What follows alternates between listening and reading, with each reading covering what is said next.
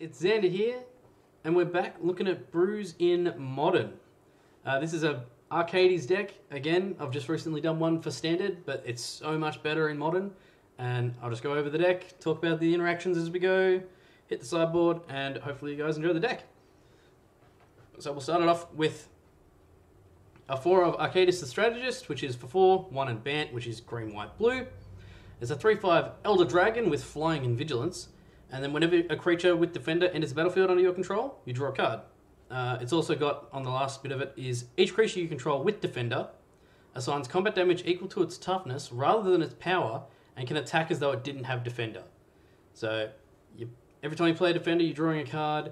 They can swing in for huge, and as soon as you have access to the Modern Defenders, there's insane Defenders. And we'll touch over them in a second, but yeah.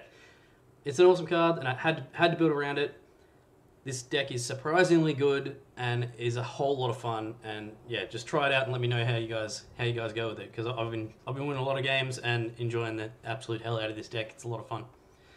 So we're also running a 4 of Wall of Omens, which is a 0/4 wall for 2, so 1 and 1 white. Defender, just like everything else is pretty much. And then when Wall of Omens enters the battlefield, you draw a card. So if you've got Arcades out, you're drawing 2 cards when you play this guy. It's just value. It's great. We're also running a 4 of Noble Hierarch, which is just in here to fix our mana. So it's for 1 green, a 0/1, Exalted, so whenever a creature you control attacks alone, it gets +1/+1 until end of turn. But it's also got tap, add 1 of either green, white, or blue. So it fixes our colours, it's early ramp, lets us play an Arcades on turn 3, and it's fantastic. Absolutely fantastic. Love this card. It's also really costly, so this is not a budget deck if you're building it in paper. But as always, I'm playing on X Mage, so I don't care. I'm running a 3 of Wall of Denial, which is for 3. So for 3, 1 generic, 1 white, and 1 blue. It's a 0/8 Defender with Flying and Shroud. So when Arcades is out, this is effectively swinging in as an 8/8 for 3 with Flying and Shroud. It is insane. This thing can just blow out a game. It can win it by itself. If they can't answer it, which a lot of the times they can't, it's stupid. Yeah, this can quite often force a concession. I've seen it happen a lot. So, insane card in this deck. It's wicked. We're also running a 3 of Overgrown Battlement, which again is a bit of ramp. So it's for 2, 1 and 1 green, a 0/4 Defender, but it's also got the ability to tap and add 1 green for each creature you control with Defender. There's a lot of them. So this can ramp into cards that I'll explain later on. But yeah, being able to go tap, add 4 or 5 green, it's huge ramp, it's great. Because we want to play Arcades as soon as possible in this deck, we're also running a 2 of Sylvan Carathid, which is for 2, 1 and 1 green, a 0/3 with Defender and Hexproof. So this is another one that can't get hit. And it's got tap, add 1 of any color to your mana pool. So just like the Noble Hierarch, it's gonna fix our colors. It's hexproof, it's Defender, it's, yeah, a wicked card. I did have another Defender in here. I think it was Wall of Roots, but I found that this worked a lot better and it fixed our land because being Bant, we need to get 3 colors as reliably as possible. So we went with this card. You could probably try to bump up more of this one, but I'm not sure what you take out. But yeah, it's a great card. So Orator of Ojutai in a 2 of, which is for 1 and 1 white, a 0/4. This is a flying Defender, but as an additional cost to play it, you can reveal a dragon card from your hand. When it enters the battlefield, if you either revealed a dragon card or you control a dragon, you draw a card.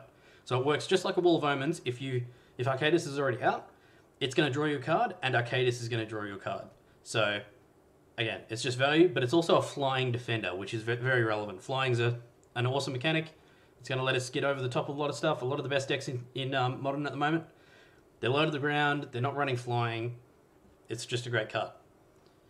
We're also running a 2 of, this is just some jank tech that I put in here. It's not a great card until you put it in this deck, and then it actually works ridiculously well. So it's Order of the Stars, which is for 1 and 0/1. Again, Defender. As it comes into play, you choose a color. It has protection from the chosen color. So if you're versing Tarmogoyfs or whatever. Comes in, say protection from green, they can't touch it. Or protection from black, they can't push it. Protection from red, they can't bolt it. So good. Love it. We're also running a little bit of removal in a 3 of Path to Exile, which is just for 1, at instant speed, remove target creature from the game. Its controller may search his or her library for a basic land card, put it into play tapped, and then shuffle their library. Gotta have something. Path is great. It's in the colours. And yeah, fantastic card. People that know the card have probably looked at this and gone, oh, that's good. This is a 3 of Collected Company, which is for 4, 3 and 1 green. At instant speed, you look at the top 6 cards of your library, and then you put up to 2 creature cards from among them with converted mana cost 3 or less onto the battlefield. You put the rest on the bottom of your library in any order. The only creatures in this deck that this won't put out is Arcadis. Everything else will come in. And the cool part is, if we have Arcadis out, and we bring in any one of these defenders, we're going to draw more cards. So we're going to, for 4, we get 2 creatures straight off the top, and it's going to draw us 2 cards.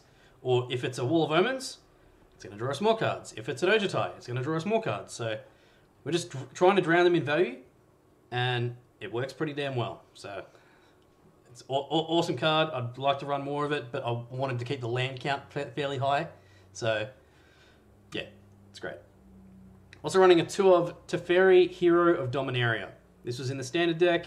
It's seeing a lot of play in Modern, and it's great in control shells. So this is the more control-y side of our deck. It's also an alternate win con if the flying defenders or defenders just aren't doing the job. This can be a win con because it can just lock the opponent out of the game, and then we can win off the emblem. So it's a 5-cost Planeswalker for 3, 1 white and 1 blue, 4 loyalty. Its +1 ability is to draw a card at the beginning of your next end step, untap 2 lands. Its -3 ability is put target non-land permanent into its owner's library, 3rd from the top. And its -8 ability is you get an emblem with whenever you draw a card, target opponent exile. You exile target permanent an opponent controls. So if you've got the emblem and you've got an Arcadis out, they're going into late game, mid to late game. You get an Arcadis out, you do a collected off the top. You've already got Teferi emblem. You're bouncing a shitload, like exiling so much stuff. It's just it's busted. Again, there's a lot of cards in this deck that you could probably screw around with the numbers and just put in the better stuff, but yeah, the deck works awesome so far, and I'm really happy with it. Going back on, just touching on Overgrown Battlement, for the tapping to add a shitload of green, it's rolling into Court of Calling, which is going to be for X and 3 green. At instant speed, it's got Convoke, so you can use creatures to help cast this spell. Each creature you tap casting this spell makes it cost 1 generic less, or 1 of that mana of that creature's color. You can also, and then you search your library for a creature card with converted mana cost X or less and put it onto the battlefield, and then shuffle your library. So a lot of the times, they'll kill Arcadis, and then we just go, okay, tap Overgrown Battlement, so I've already got 4 guys out, pay 3, plus the 4, Court of Calling, just get Arcadis straight back. Or you've already got an Arcadis out, and you decide you want to get a Wall Denial. You can get it straight from the deck. Court of Calling is just great in this deck, and being able to ramp into it is insane. So we're definitely running it. Gonna leave it as a 2 of, but again, just like a lot of the cards in this deck, you could probably run more. We're also running a 2 of, because we don't want to rely on Arcadis 100%, because Surgical Extraction does exist, and creature control can be a pain in the ass. We're also running a 2 of Assault Formation, which is for 2, 1 and 1 green. It's an enchantment that sits on the battlefield, and it reads, each creature you control assigns combat damage equal to its toughness rather than its power. So it works just like Arcadis does. And then it's got, for 1 green, target creature with Defender can attack this turn as if it didn't have Defender. Again, this is something that Overgrown Battlements can filter through to just make all our defenders be able to attack. And then it's got for 3, so 2 and 1 green, creatures you control get +0, +1 until end of turn. Again, another great thing for Overgrown Battlements to be able to filter through. So Overgrown Battlements does a lot of work in this deck. That's why I keep bringing it up. Assault Formation, just covering our ass in case Arcadis dies. You can see how the deck works. It's So fun. Also running a single silver bullet copy of Serene Verdict, which is for 1, 2 blue, and for 1. We're also running a silver bullet copy of Supreme Verdict, which is for 4, 1, 2 white, and a blue. It can't be countered and destroy all creatures. This is a catch-all. If we're not winning the board state, we're probably going to be losing, so this will just reset it and help us get back in front. Probably run more, but I'm just running a silver bullet copy. A lot of decks do, and yeah, it's worked pretty well so far. I needed something in this deck that actually did a fairly decent amount of removal, and this is what we're sticking with. Looking at the land base, I'm running 2 forests, 2 plains, 2 islands. I'm running a 4 of Windswept Heath, which is just tap, pay 1 life, search for a forest or plains, enters the battlefield, shuffle your library. The other filtering one is 2 of Misty Rainforest, which searches for forest or island. We are looking at duos, Thicket, Razor Verge, Fit Thicket. Comes into play tapped unless you control 2 or fewer lands. It's tap, add green or white. Temple Garden, Painland, is a forest and a plain, so you can fetch for it. And at the beginning, as it enters the battlefield, you may pay to your life. If you do, enters the battlefield tapped. If you don't, it enters the battlefield tapped. Flooded Strand, search for forest or search for plains or island. Breeding Pool is the forest island Painland. Comes in, pay to your life. If you don't, comes in tapped. So tap, add green or blue. Hollowed Fountain, the blue-white Painland. Same thing, but it's plains or island. We're also running a 2 of Cavern of Souls because we want to be able to play Arcadis in a control matchup, game 1, and not have it get countered. So this is very relevant. So it comes in, you choose creature type, dragon, and then tap add 1 or tap add 1 of any color if you're playing the creature type, and then it can't be countered. So Cavern of Souls is definitely a card that I need to have in the deck. We're also running a silver bullet copy of Horizon Canopy. It's just in there again to fix our colors, and it's draw card if we need it. So it's just comes in, it's tap, pay 1 life to add 1 of green or white, and then it's got the ability to pay 1, tap, sacrifice it, and draw a card. It's a great land. Just looking at the sideboard, not running any counter magic, so let's just get that out of the way. You guys can have me for it later. I know it's probably something that needs to be in the sideboard, but I've just gone for any artifact, any enchantment, any graveyard, anti-Tron, anti-Storm, and there's a couple of things that are good in a control matchup, and I'll just go over it now. So we're running a 3 of Reclamation Sage, which is for 3, 2 and 1 green, a 2/1. When it comes into the battlefield, you destroy target artifact or enchantment. It's great. Good card.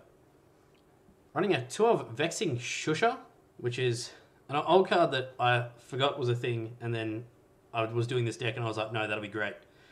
So for 2, but it's hybrid colors, so it's red or green. So you can we're paying him for 2 green in here, and it's Vexing Shusha can't be countered, and then it's got the ability to pay 1. Target spell can't be countered by spells or abilities. It's stopping all the counter magic in the world. So, and he's a 2/2 Goblin Shaman. It's pretty good. Running a 2 of Stony Silence, which is for 1 and 1 white. It's an enchantment. Activated abilities of artifacts can't be activated. Again, this shuts down Affinity, Lantern. It's great. Running a silver bullet copy of Shalai, Voice of Plenty, which is for 4, 3 and 1 white.